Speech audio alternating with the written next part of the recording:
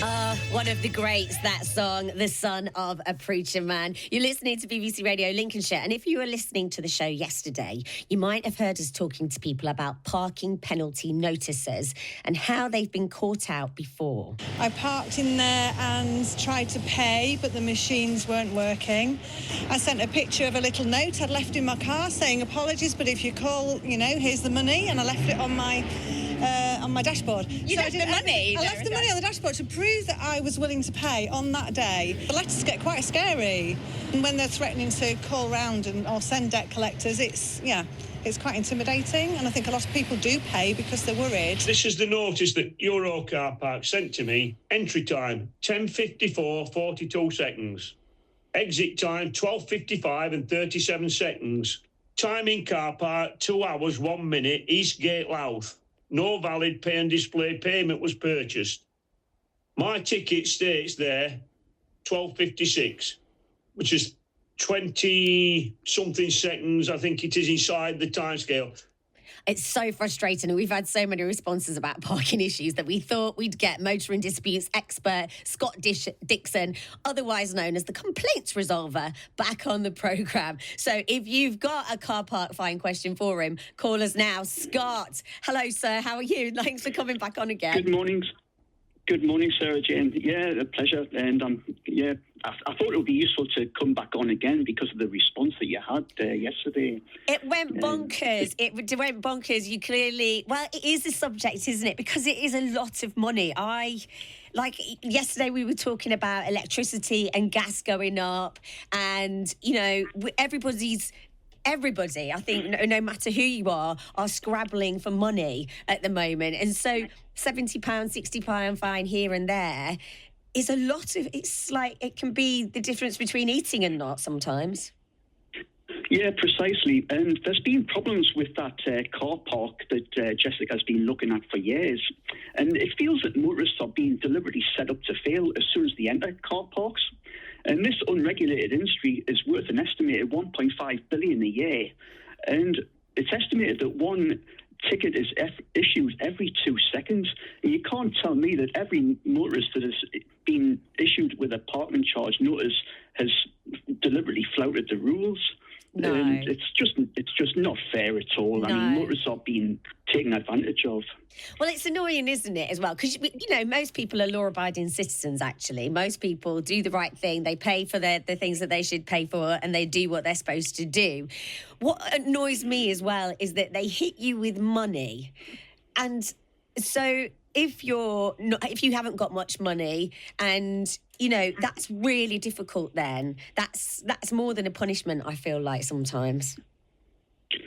Yeah, and everything feels as though it's set up for the motorists to fail. And these parking charge revenues, these parking charge notice revenues, it's more important than the actual parking tariffs. And let's not forget the wider impact on the local economy and shopkeepers as well. Yeah. And I take the view that the council and local MPs need to get involved and sort this out, because it's not just impacting those that are trying to use the car park legitimately. They're actually avoiding it now, and it's impacting the local economy and the shopkeepers. Well, we got this message from Bill, and he said yesterday, he went to a car park in Sleaford. He sat there for 5 minutes waiting for a space. There wasn't one, so he left the car park. He got a £75 fine in the post, and he ended up paying it. What could he have done differently? It's outrageous, isn't it? Yeah. And this falls under what's called the consideration period. So when you enter a car park, you're allowed a consideration period of at least 5 to 10 minutes on arrival to read the signs, understand the terms and conditions, and decide whether you want to stay or leave. And the key word to have in your mind is consider. So that's the consideration period. So during that time, you are not considered to have entered into a contract. And if you choose to leave in this time, you should not be issued with a parking charge notice. And it's the ANPR cameras, and they should be set up to not to issue parking charge notices during that time, but they're not, And people pay out of fear because they think they've been fined. And it's estimated that 4 out of 5 are paid without question to take advantage of the discount for that reason, because they think they've been fined and they don't want to be taken to court and things like that. Yeah. And that's their business model, Sarah Jane. And I've heard it from the horse's mouth. This next one is actually really sad, and this is why it is so frustrating and actually just disgusting, really. Martin from Louth, he got in touch with us yesterday. He said his Mrs.'s mum, who had cancer at the time, parked at a Euro car park in Eastgate, Louth. Sadly, she's no longer with us. So she was going through cancer at the time. She got £100 plus fine. She had a one digit on her ticket wrong. They did tell her not to pay, but she did pay it because she was worried probably, and because she had enough on her plate, quite frankly, if she was suffering from cancer. It's just heartbreaking. That's heartbreaking. People have a lot of other stuff going on, don't they? That they just think, oh, a parking fine. I haven't got the emotional energy for that. It is disgusting, and they show no compassion, mercy, or common sense, and it's outrageous. And we covered keying errors yesterday, and that would fall under a minor keying error. And minor keying errors, where you just input, for example, a 0 instead of the letter O, they should be cancelled on the first stage appeal free of charge, in line with the single code of practice operators should abide by, although the majority are not. And there are mitigating circumstances which we never really covered yesterday, and, to factor in on appeals. And the Equality Act 2010 comes into play. So if you are elderly or disabled, and disability covers a broad spectrum, including cancer, and you would take maybe longer to buy a ticket, use the toilet facilities, the Equality Act 2010 requires reasonable adjustments to be made, and you can use this to successfully appeal parking charge notices. And are these all actual laws there, Scott, that people can, cite when they appeal in? They can go, right, this is this, and I have this right as a consumer. Yeah. These are statutory consumer laws, Sarah Jane. So parking charge notices, it revolves around contract law. And the two main consumer laws involved are the Consumer Rights Act 2015 and the Equality Act 2010. And the Consumer Rights Act 2015 states that services must be carried out with reasonable care and skill, and an unfair term of a contract is not binding on the consumer. Right. And, for example, to give you an example, this crops up every year, jammed car parks at Christmas time.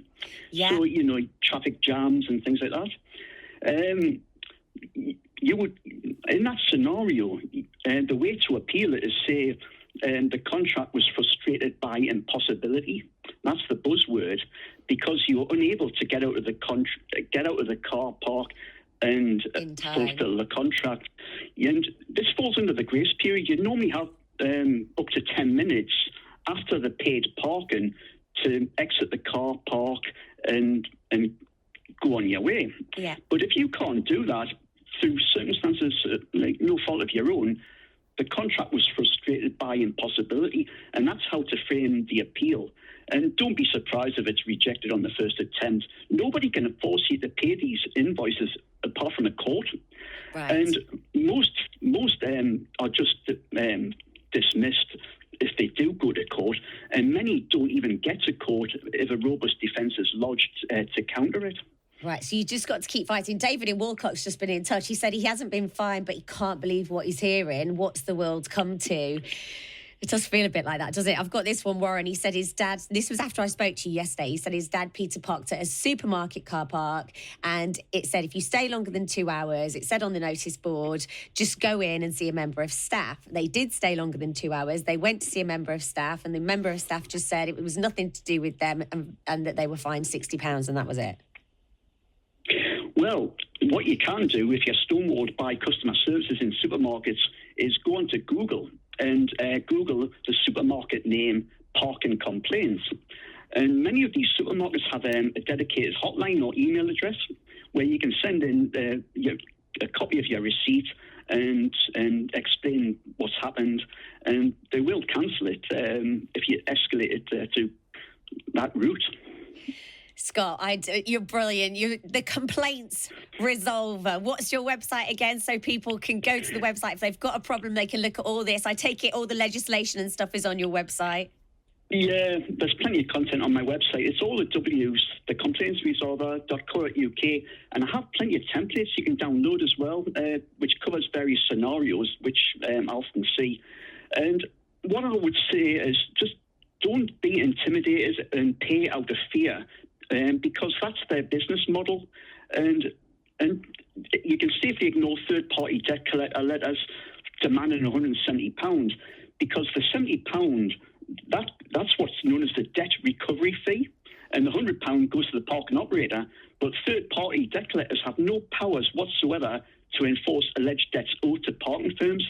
It's the letter before claim or court papers that needs a response, as that's the last stop before it goes to court. But don't be afraid to stick to your guns if it's unfair. If it's not right, it's worth the fight.